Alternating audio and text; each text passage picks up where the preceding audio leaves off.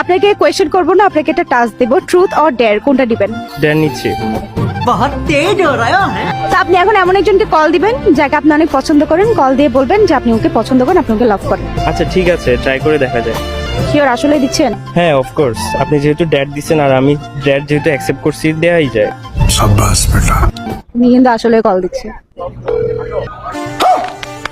আপনি কি কল আমাকে দিচ্ছেন বাইরে? না, আমি যাকে পছন্দ করি আমি অ্যাকচুয়ালি তাকে দিচ্ছিলাম।